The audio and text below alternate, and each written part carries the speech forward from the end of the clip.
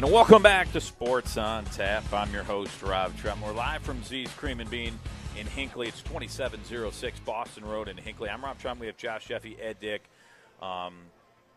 Great talking St. Ignatius hockey. For sure. The 2018 state champions for the third consecutive year. I want to thank Brian Shaneholz, the assistant coach there, to come on and talk. It's always great talking to him and talking a little bit of hockey. But now we're going to go from a state champion into a different kind of champion of the NFL draft. It's the Cleveland Browns. We've been hearing a lot about mock drafts. Mm-hmm. It changes all the time with some of these guys. Well, and we're no professionals that scout.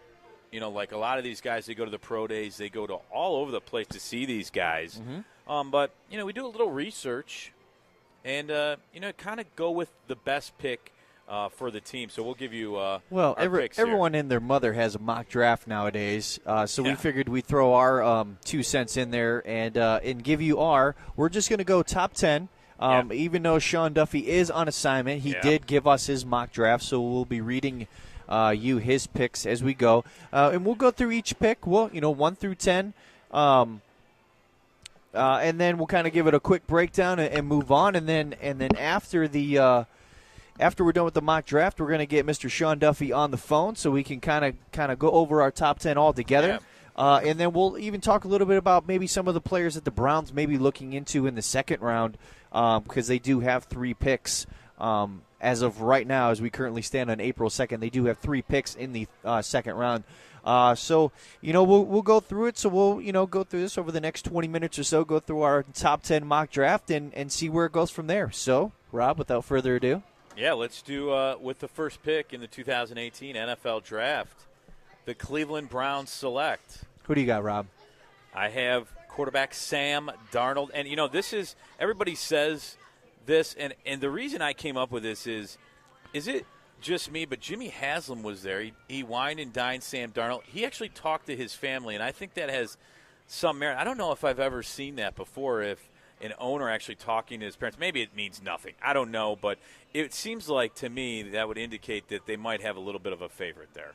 So I went with Sam Darnold at number 1. Now, Sean Duffy, he also went with Sam Darnold at number 1 for the Cleveland Browns. As did I. I went also with Sam Darnold.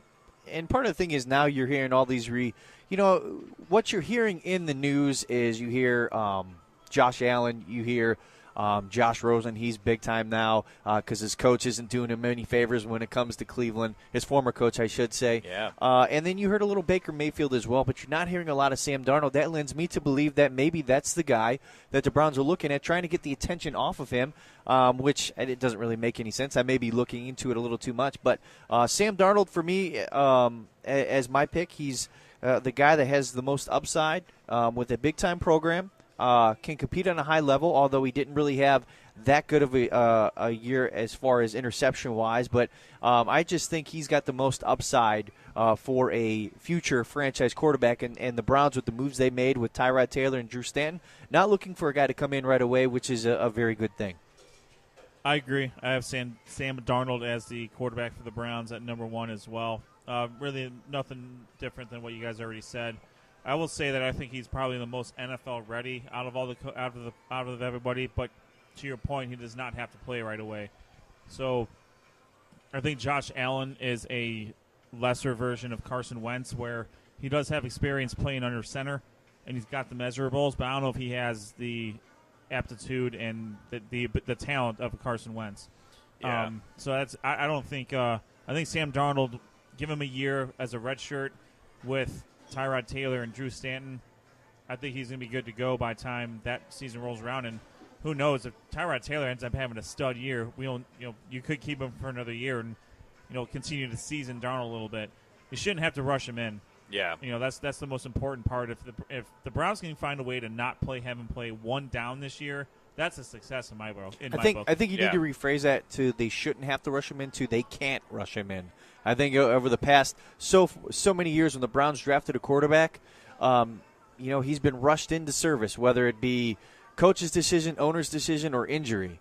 But now I think the Browns have done a very good job of kind of putting to the point where they're going to draft a guy number 1. I think it's pretty obvious, a quarterback. They're going to finally get their guy, but he's not going to play, which is a really good thing, I think, for a quarterback's development. They just need to stay healthy. That's the problem. I mean, it's not like the Browns haven't tried this before. Right. I mean, look at Seneca Wallace and Jake Delhomme.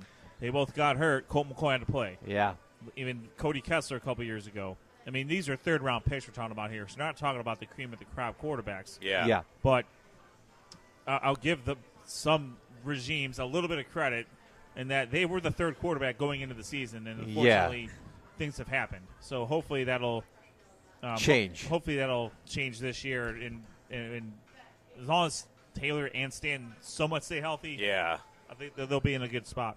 Well, and not to talk about his turnovers, but USC kind of had a little. I mean, they were a good team, but when you look at the offensive side of the ball, I mean, the offensive line was pretty hurt this year. The wide receivers had trouble catching the football as well, which lent to some interceptions. So it's not all his fault. He needs to protect the ball a little bit more, but he still threw for a lot of yards. So now let's move to number 2. Now this is going to be an interesting one because I flip-flopped all kind of over the place with this one. The Giants can go so many different ways. Yep. But, I mean, to me, it would make, after seeing Eli last year, I mean, he really struggled last year. I would think that they want to succeed Eli Manning and get, the second-best quarterback in this draft, and Josh Rosen, who likes the limelight. He comes from L.A., going to New York. I think, maybe he would start this year, and if something happened to Eli or if he struggled, you can put in Josh Rosen right in there. But I think you need a quarterback in New York. I mean, Eli he even said he might only have 2 years left. So why not go for the best quarterback at that position if they stay there and they select Josh Rosen. Now, Sean Duffy for the New York Giants at number 2 had running back Saquon Barkley from Penn State, which I think is a wise choice too. Just a great running back and pretty highly rated in this draft. Yeah, they haven't had the most success on the running game lately either. Yeah. So I mean, having a do-it-all running back can really take a lot of pressure off of Eli Manning and cut down on his turnovers when he tends to go into those binges where he can do that. I have the Giants taking Bradley Chubb, defensive lineman out of Georgia.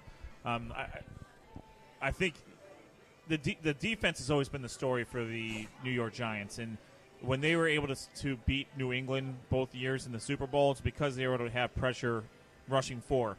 So they were able to sit 7 back for Brady to have to try to pick through. I think they want to stay aggressive on that route and continue on going in that direction.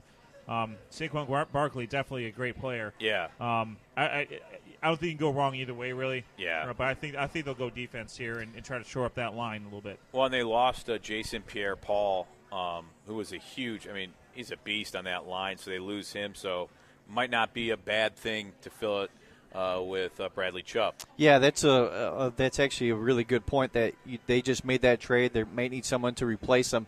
But I actually have a trade going on here. I actually have the Buffalo Bills trading up. They traded Tyrod Taylor. They really have assets. Well, they really have nothing at quarterback. They signed A.J. McCarron, but he is still relatively unproven in the NFL. So I think they're pretty desperate for a quarterback. I think they actually trade up to number 2, and the Giants take that deal. I think they get not only the 2.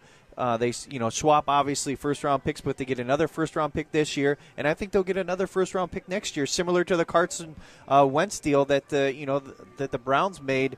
And then I think they go ahead and they draft Josh Allen out of Wyoming. He's going to be the second pick.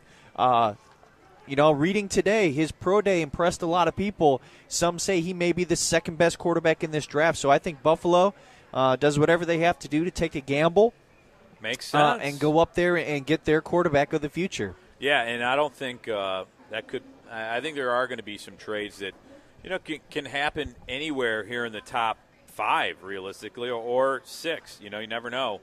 But moving to pick number 3, the New York Jets are at 3, and I had them selecting quarterback Josh Allen out of Wyoming. I think he has a big arm. We've seen his talent. To me, I feel like, the Jets are in the same predicament here. They need a quarterback, and, they tried to trade up. They got to that number 3 spot. I think at that point, to me, they got to be happy with, probably 4 quarterbacks in this draft, and I think they're going to take probably the one that's still on their board, and Josh Allen would be that guy. Looks like Mr. Duffy agrees with you on that Yeah. assessment. He has Josh Allen from Wyoming going to the Jets as well. I also have a quarterback named Josh going to the Jets, but I have Josh Rosen going to the Jets, quarterback from UCLA. Despite whatever comments that Jim Moore Jr. keeps making on his behalf, I think he could be a good fit here. I think he's also maybe not as NFL ready as Sam Darnold, but very, very close. And if you need him to start today, he could probably do it. Yeah. So I think Josh Rosen is a good pick for the New York Jets. I agree with you, Ed. I went with Josh Rosen for the Jets. I just think at this point the Jets, they have Josh McCown as their quarterback. They're looking for their next guy. And, it's been documented. Reports have been out there about Rosen's feelings towards, Cleveland or whatever the case may be, whether or not it's true or it's not. He's come out and he's denied it. I really haven't. Being a little biased as a Browns fan, I didn't like his answer of denying it, the fact that he's never been to Cleveland, so he doesn't have a comment. And, I would like him to say I would never say that. I would like, wherever I go, I'm going to be the man. But he hasn't said that, so that kind of put me off a little bit. But I think for the Jets, they're going to get the best available quarterback on the board, and I think in my mock, it's Josh Rosen. And the Jets have some young, good wide receivers there. Well, Robbie Anderson had a great year this year, and some other solid offensive players for them. Moving to 4, it's the Cleveland Browns again. Mm-hmm. And, I went, on some of the things I heard. And, Hugh Jackson once said he dreamed of pairing Myles Garrett and Bradley Chubb together on defense, which, maybe he's hoping somebody wants to trade up and do that. And it seems to me like John Dorsey has a good idea of picking running backs later on in the draft, whether it be second or third rounds. He seems like he's landed some pretty good running backs with Kareem Hunt this last year. So I picked defensive end Bradley Chubb of NC State. The Browns' defense seems like it's on the right track. They get Sam Darnold. There's a lot of good running backs in this class. I think they might grab one in the second round, so Bradley Chubb was my selection here. And Sean Duffy agreed with that pick at Bradley Chubb from Georgia. NC State. Oh, NC State. Yeah, he had Georgia. It is NC State. Yeah, it is. I had NC State on mine, but Sean's was Georgia. You're right. I thought it was NC State. Yeah. Anyways. That's twice I've been wrong today, so there we go. I have that. I have the Browns taking I have the Browns keeping the pick for one. Yeah. And in my board, Bradley Chubb's already gone, so I have them taking Minkah Fitzpatrick, cornerback from Alabama.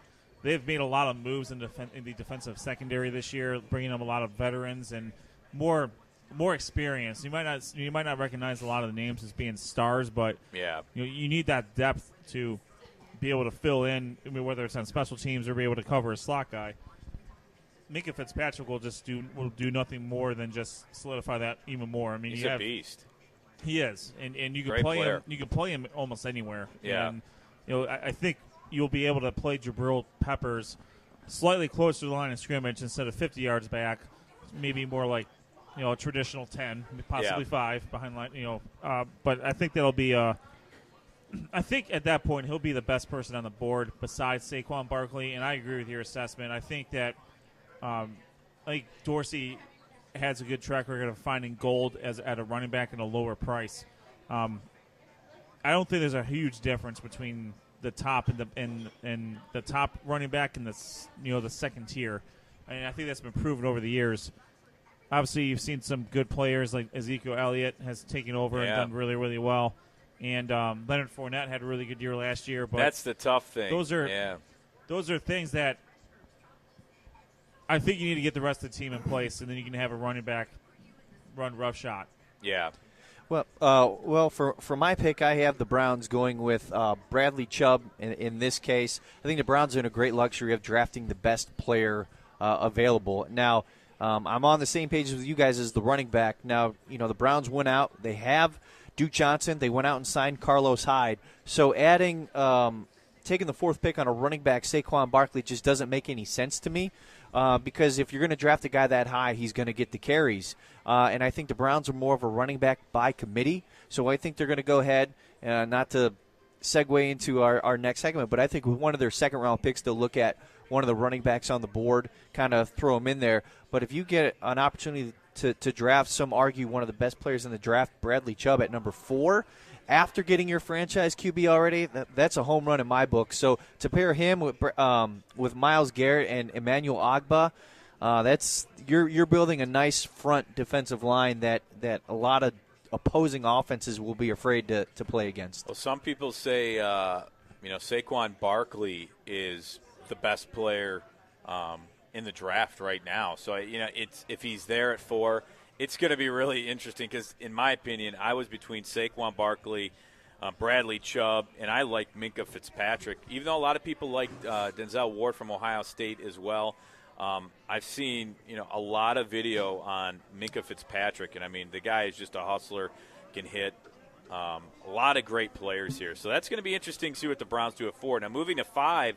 I still have the Broncos at this position, which this could be a trade somewhere, but they lost Aqib Talib, and I thought they looked to add to their defense, and I have them picking Minkah Fitzpatrick. If they get a player like this at number 5, I mean, this would really fill in the Aqib Talib, and Denver's known for a pretty good defense all the time. So he's athletic, he's all over the field, and I think he fits with Von Miller really well in that defense. So I picked Minkah Fitzpatrick from Alabama at number 5 for the Broncos.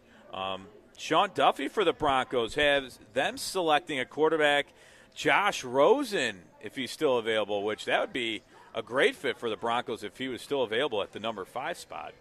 Yeah, you got a premier receiver, and Yeah. you still got some good running backs there. So it's and there's once again there not a need to start right away with Case Keenum signing there in the offseason. So I also have them taking a quarterback. I have them taking Josh Allen for really the same purposes. I mean, I would have Josh Rosen off my board. I don't think Keenum is I really don't think he's a long-term answer per se, but he'll get them what they need to for the next couple of years, and I think it would behoove Elway, now that they're this high in the draft, to take one of the best quarterbacks. I mean, it makes sense. He can actually sit behind Keenum for a little bit. I went away from the quarterback in this sense. Same thing for the Browns, is they have the ability now to draft the best player available. The Broncos are going to do the same thing for me, and they draft Saquon Barkley. They take the running back. They did sign Case Keenum, and let's not forget that the Broncos did draft Paxton Lynch a couple years ago. That was John Elway's kind of first foray into drafting a quarterback, and I don't think they want to give up on him quite yet. Still need time to develop. So they're going for the biggest offensive weapon. I think they believe they have enough on the defense to get them, to hold where they need. They just need the offense, the stabilization at the quarterback, which hopefully they got in Case Keenum. Now you add a weapon like Saquon Barkley, and you have possibly a playoff team back there in Denver. So I went ahead and drafted them Saquon Barkley.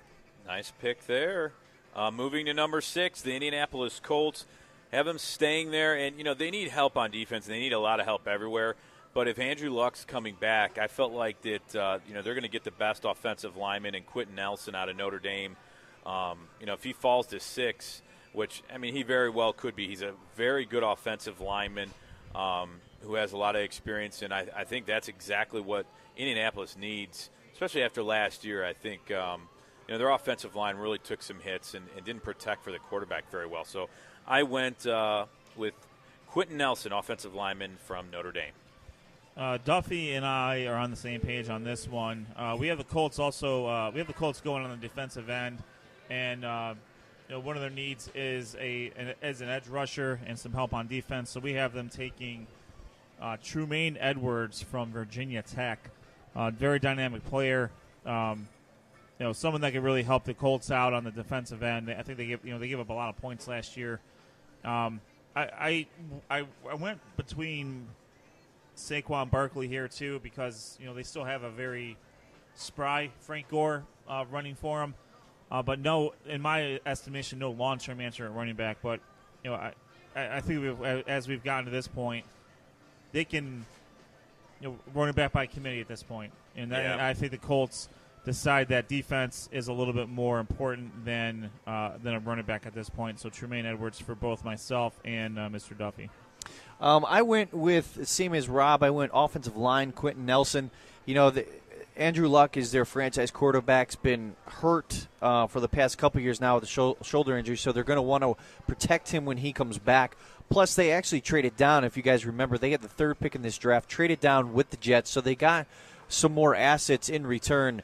And I just think with the assets they're going to start building finally around Andrew Luck to help to protect him, give him some weapons. So they're going with the best offensive line and Quentin Nelson out of Notre Dame. Well, number 7 is the Tampa Bay Buccaneers, and finally for me, the best player in the draft, according to many, go off the board is the Tampa Bay Buccaneers. They have a lot of talent on offense, but the running back position was a little bit of a struggle, so they selected running back Saquon Barkley out of Penn State. I felt like it was a nice fit. For them, offensively, they have great weapons as wide receivers. Mike Evans, amongst many others. Their tight end position is very strong. But they had, Doug Martin's gone. They have some other running backs that they filled in, but I think it'd be a nice fit for them at number 7. So they picked Saquon Barkley out of Penn State. I agree with you. I have the Buccaneers taking Saquon Barkley as well for the same reasons. I mean, a running back, that's a team that traditionally has stud running backs, and he's no different. And I could see them really coming in and helping Jameis Winston out and being able to stabilize the running game. Giving Winston a little bit more time to be able to find his dynamic receivers and his running and his tight ends. Mr. Duffy has cornerback Derwin James from Florida State. He's going to staying in state. Very tough, very great, very good player to help stabilize the defense out on the for the Tampa Bay Buccaneers. Mr. Josh Jeffy, everybody. We are on Tampa Bay, and they're going to go on my board with the best player available on defense, and that's Minkah Fitzpatrick. He falls all the way down to number 7 on my board, which is a steal. I think if this happens, Tampa Bay is rushing to the podium to turn in this card. So, all-around good player. He can play not only cornerback, we talked about it, and safety as well. Tampa Bay needs that defensive leader. That over the years that you've always remembered is Hardy Nickerson. You have Warren Sapp in there, John Lynch even. Yep. So they need that. They're really close. They're on the cusp of being that playoff team. They got their franchise quarterback in Jameis Winston. Now they just need a franchise guy on defense, and they have Gerald McCoy, real good. Someone in the back end of that defense to kind of round it out, and that's Minkah Fitzpatrick. Very nice. Now we head to the Bears at number 8, the Chicago Bears. And, at first I had them taking Quentin Nelson because the Bears' offensive line coach and offensive coordinator, I believe, was a Notre Dame coach at one point, so it'd be a nice fit. But I have them picking an offensive tackle, which is another need for the Bears, and Mike McGlinchey, offensive tackle Notre Dame. He can play both sides at the tackle position, right or left. But it's been so inconsistent for them, and they need to protect the quarterback in Mitchell Trubisky. So I think that would be a great pick. It might be a little bit high, but I don't know if it's too high if you get a really consistent, good offensive lineman who can protect your quarterback. So, again, Mike McGlinchey, offensive tackle Notre Dame for the Chicago Bears at 8. Mr. Duffy agrees with you on the offensive lineman for Notre Dame. However, he went with the OG. Quentin Nelson, offensive guard. To me, it's either one or the other as far as that's concerned. So there's no big deal. I don't think there's a major. You're gonna have a major drop off one way or the other there. I mean, you're going to shore up a little bit more of the inside there with the guard instead of a tackle. But you're right. Trubisky does need a little bit more protection back there to be able to get his guys off or get his guys loose. Give him a little more time and all that fun stuff. I have the Bears, taking cornerback Denzel Ward from the Ohio State University. A little bit of defensive backfield help. With Minkah Fitzpatrick off the board a little bit earlier to the Browns, I think Denzel Ward makes a lot of sense here for the Bears. Shore up that pass defense a little bit, especially with a returning Aaron Rodgers. And, you look at the teams that they're going to be playing this year, and you have Aaron Rodgers coming back. You have Matthew Stafford, who's for some reason puts up huge numbers, and then you have Kirk Cousins coming from the Minnesota Vikings. So the Bears are going to need all the help they can get to compete in the NFC North from a defensive standpoint. I stayed for the Bears. Now, one thing that the Bears are kind of known for is their linebacker play, and I think they're missing that stud linebacker right now. So in my mock draft, I had them going for Virginia Tech linebacker Tremaine Edmonds. Really good player here. I was thinking about going offensive end, weapons to help out Mitch Trubisky, but you know what? The Bears did that during free agency, signing both Allen Robinson and Taylor Gabriel. Yeah. So they went heavy, veteran-laden on the offensive end. So I'm having them go with one of the best defensive players in this draft, Tremaine Edmonds out of Virginia Tech. Man, Sean, you gotta work on your typing here, man. I had Tremaine Edwards. It's okay. Man. No, I've officially struck out. I don't think I should talk the rest of the time here. My God. All right, well, That's awful. Moving on, we are pick number 9 of our top 10 mock draft. Yes. San Francisco 49ers are now on the board. I'll go ahead and lead the way. I was looking heavy offense. You know, the 49ers went out. Not only last year, traded for Jimmy Garoppolo, paid him a lot of money to be their quarterback. So they have their quarterback on the offensive end, and now I think they're looking for the quarterback on the defensive end, and they're going to get in the way of a rookie, but he's the best safety in the draft, and that's Derwin James out of Florida State. He's a ball hawk playmaker, and he's going to be perfect for them as they're building their young defense out there in San Francisco. So with the 9th pick in my draft, the 49ers select Derwin James. Sean Duffy agrees with you on defensive backfield. He did have Derwin James going to the Buccaneers as the 7th pick for Tampa Bay. So he does have Denzel Ward, quarterback from the Ohio State University. Same reasons, of course. Stabilize that defense, make sure that they are able to defend the pass as well as they're hopefully going to be able to throw the pass with Jimmy G running the show there. I have the 49ers taking offensive guard Quentin Nelson from Notre Dame. Protect the investment. Protect the investment. And if he turns out to be a premium offensive guard, you get him on a reasonable rookie contract for 4 years. You're in it, and he may be able to move out to a tackle depending on how things go. You're in a good spot there for Jimmy G to stay upright, stay healthy, and then for the 49ers to be able to get their run game going as well. All right, I had for the 49ers linebacker Tremaine. I had Edwards from Virginia Tech, solid linebacker. Or Edmonds. Edmonds. Do you know what? I think that's what I had on the website. Damn, too. autocorrect. Yeah, you know what? It probably did. So I heard you guys mention it, too, and I still see, there it is, Ed. I didn't hear. No, I read that. No, Edmonds. I'm reading exactly what was Edward. on Sean. Edward knows is Edmonds. Yeah. You know what, Sean? I didn't have to do this, but I was going to keep this under wraps. I didn't even see it. Well, yeah, I was trying to keep it under wraps until he decided to lead me astray multiple times with his typing. The champion. For those of you not watching at home, and that's most of you, Ed is wearing our Sports on Tap Fantasy Football League Championship belt as usual. So good for him. Mm-hmm.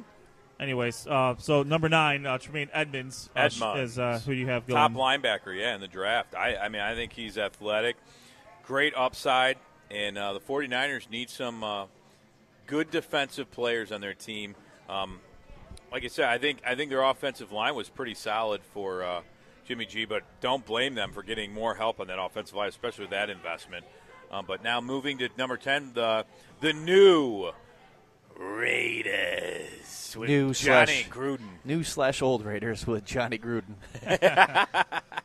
I had them taking a linebacker. They can learn from Khalil Mack. I think the Raiders, they needed to stop the run better. Their defense was not very good this year. You get a good linebacker in Roquan Smith out of Georgia. So I think that'd be a solid pick for them. I have we'll go to Mr. Duffy. He does have the Raiders taking Minkah Fitzpatrick drops all the way to 10 in Sean's board. You can't argue with that pick, though. If he's on the board at number 10, the Raiders will be more than ecstatic to get a player of his quality in the defensive backfield. Knowing that the Raiders are who they are, they generally tend to overdraft players, and I have them doing the same thing here. Depending on what draft board you're looking at here, can skew your perception here, but I have them taking a defensive back as well. The top two are taken right now. So in my board, Minkah Fitzpatrick's going to the Browns and Denzel Ward's going to the Bears. I have them taking Louisville quarterback Jair Alexander, cornerback. Had a really, really good combine, and he does have some injury issues, but I think that you can't go wrong with the guy. If he could stay healthy, that's going to be a tremendous pick for him. It would just to keep their defense on the straight and narrow back there. It's a risk, and the Raiders are not they're not averse to risk. Mm-hmm. That's what they do, and so I could see them. That's a complete stab in the dark. Probably most likely a wrong pick. However, that's what I'm going with. Well, in my board now, I also stayed on the defensive end for the Raiders, but on my board, Denzel Ward is still available and still on it. So I think the Raiders will go ahead and will draft him in this mock. Great selection for the Raiders if he's still there. Kind of a no-brainer. You know, what pays the most in the league? It's people who can throw the ball, people who can rush the quarterback, and people who can defend the pass. And that's one of the key positions. And if the Raiders are able to get one of the best projected cornerbacks in this draft, they're going to do it. And that's why at number 10, they draft Denzel Ward. Ohio State. From Ohio State. I'll tell you what, one shock in this draft is Sean Duffy had an Ohio State player in his top 10. That's unbelievable. Well, I'm actually surprised that Sean in this draft, and we're running a little short on time, so we're not going to be able to get to Sean today. But on our next podcast, we'll probably talk about it. We're definitely talking about it in between. Absolutely. Because we've had our good conversations thus far. He was on the Saquon Barkley train at number 1 for the Browns, but in his mock that kind of changed. But that's. Listen, we did these mock drafts on what we think would happen, not what we want. Exactly. Well, and that's one thing when I did this. You know, there's so many different mocks out there, but you look at team needs, and like I said, we're guessing what everyone's guessing. These teams have a ton of needs. Let's be honest. The people that get paid a ton of money to do this, they don't know this any more than we do. All they do is put an exponentially higher amount of hours into it, and they get a network to pay for them to do that. Yeah. They're not going to be any less right or any more. I'm sorry, they're not going to be any more right than we are. Yeah. Based off the same stuff that we're looking at. Well, I think the thing that we can all agree on is that the Browns are in a very, very good position in this draft. I think they've done a decent job of adding younger veteran talent to the team. To build around. They stabilized the quarterback position. Now they're in the great position to not only draft their quarterback of the future, their franchise guy, but they're also in a position, if they stay at number 4, which I believe they will, they have a position to draft the best non-quarterback player in the draft. And I completely agree. And that's the past 2 years, you don't want to give credit to him, but Sashi Brown put the Browns in this position. By losing a lot of games. It was a struggle to get there, and you don't ever want to go through that. But you got to hope now that the front office of Dorsey and Wolf and Highsmith will go through it and pick the right players and build a consistent winner. Well, I guess it's a twofold because he put us in this situation because he couldn't figure out what quarterback he wanted. You know, he passed on a lot of quarterbacks. He picked, a few quarterbacks, let's say Hugh Jackson, a few quarterbacks, and didn't pan out with that. Their record has been awful.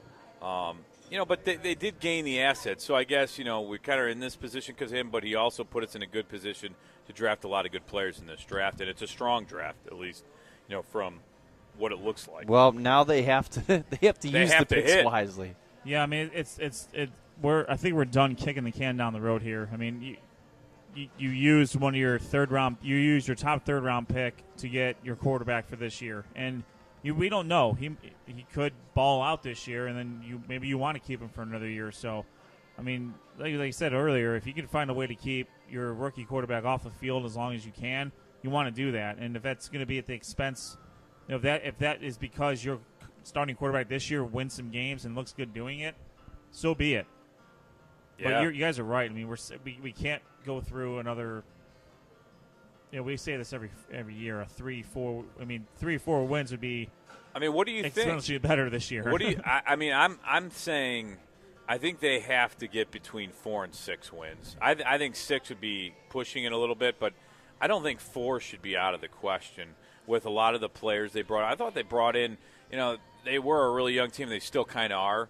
But I think they brought some players that have some experience in the NFL now on this team. That's very important too, because you're not bringing in guys that are just they're young guys that don't know what they're doing. You're bringing in guys who are pros. They know how to prepare like a pro. Most of them have been on teams that have won at least a game, which is good. That's what you need to do. You need to build the mid grade. Build that depth up. That either the Browns have either had guys like Myles Garrett who are studs, or people that are either really good or absolute crap. Well, I shouldn't say crap, but guys who aren't as talented, guys who can't fill the roster out the way you need them to, and those are the guys that end up. They get a year with the Browns, but they don't get picked up the next year because they're just not the type of player that other teams want to have. The Browns need to get players that can start on other teams, and they have maybe 2 of them right now. Well, not anymore, but going into the season, they had maybe 3 guys, counting Joe Thomas, that you would actually want on your team. Well, now what the Browns did this year in free agency, which they haven't done in the past, is they've signed free agents, guys who were playing for their second contract. So guys that are in their mid to late 20s that are kind of either in their prime or going shortly to be in their prime.